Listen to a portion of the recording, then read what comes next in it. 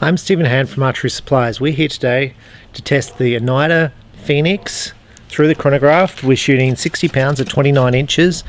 Now it's got a big, so the Oneida, all the Oneida bows come with modules, so you can actually change the valley and change the draw stop. I've got this factory set, so basically it's quite a big valley. If you want to increase the speed, reduce the valley and basically create more power stroke in the shot, which means shorter valley, more power in the bow. But I'm just shooting this straight standard to see how it shoots. We're shooting gold tip velocity 400s with 90 grain point, 29 inches, and let's see sort of what it shoots.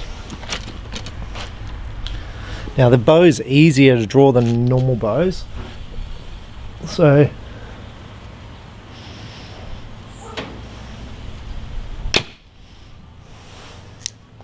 now that's 288 feet per second. So in the speed thing, in the speed game, the fast bows are generally shooting around 310, 300 are the faster bows. 280s tend to be the slower bows. So at 288, it's a kind of a medium. When I say medium, it's kind of a medium style bow as far as speed. But it's an easy bow to shoot. So if I wound this up to make it a similar bow to shoot to other bows, you would find you'd be getting more power out of this bow. Now one of the concepts of an Oneida that's always been around is if you shoot heavier arrows, it actually shoots faster. So we're going to shoot, I'll just fire one more shot.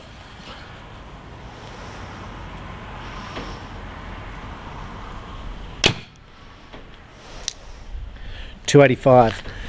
So what I'm going to do, I'm going to shoot my new arrows. These are Victory VAPs 350, so significantly heavier. I've got 140 grain points on the front end. So weight wise, these are significantly heavier than the VAPs, sorry, than the gold tip velocities. I just had a lot of success with these arrows when I've been shooting them this week. I've only just new with them, so I thought we'll just put these through the chronograph and sort of see what sort of speed we get.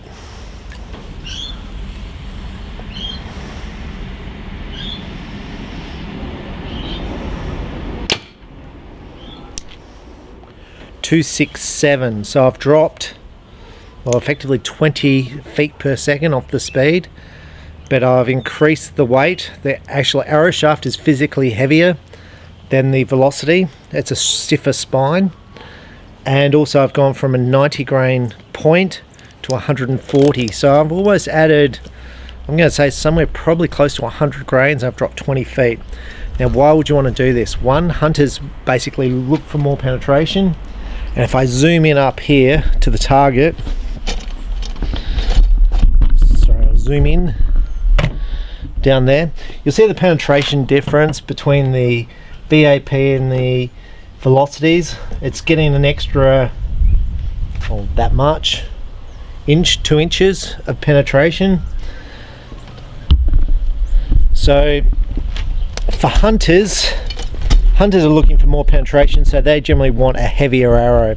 Sometimes they prefer lighter because it gives them better ranging ability. So if you're out with your sight settings or out with your distance estimation when you're aiming at an animal or 3D, the lighter arrow will obviously hit better than a heavier arrow.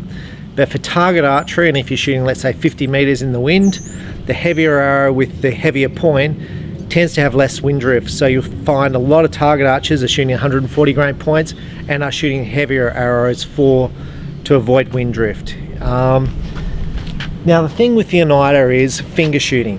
Finger shooting, the whole purpose of this bow, unless you want to be a superhero, is to shoot this bow with fingers. It shoots fine with release aid, but this is a bow that is designed for finger shooting, and now today with it in the marketplace, it's designed for bow fishing because you're shooting with fingers. So what we're going to do, we're going to shoot through the chronograph with fingers and see how much speed it takes off. So I haven't got a tab on, so this is going to hurt a little bit.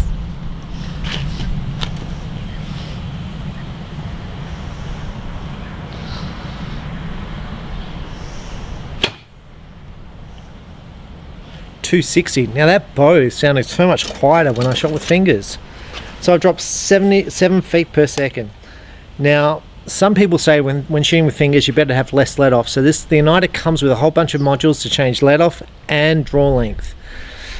Now, when you talk about letting go with your fingers and getting a clean shot, you are quite correct as far as you're better with less let off. But you've still got to be able to hold the bow. It's still got to be easy for you to shoot. So it's one of the things you're going to have to work out yourself, what let off to go for. But this bow felt so much quieter with fingers.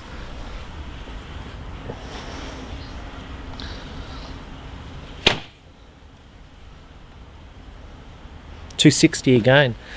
Like, it's a different bow with fingers.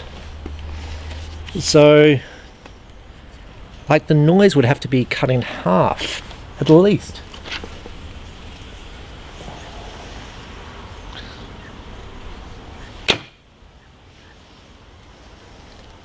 Another 260. So you go and drop 7 feet per second with fingers versus a release. So to me, that's pretty interesting. Now what I want to do in the next video is I want to shoot the Oneida Pheonix with fingers and see how well I can shoot it. Can I shoot it as well as a recurve? I obviously shot this well with a release aid, as well as any other bow I have shot. So how am I going to shoot it? At fingers, with fingers, at distance, and also this is the bow obviously used for, well, the Oneida is the bow used in the series of Arrow, and I want to see if I can shoot as well as he does in the movie with fingers at an object. So they'll be in the next video. I'm Stephen Hann from Archery Supplies, Oneida Pheonix. Go and check them out, have a shot in the local archery store. We have them in our store, and all the different poundage, well, all the different poundages. I brought in the 50s to 70s, and everyone ordered 55s in the 4 different colors: the camo, the blue, the black, and the green. So have a very nice day and enjoy your archery. Thank you. Bye.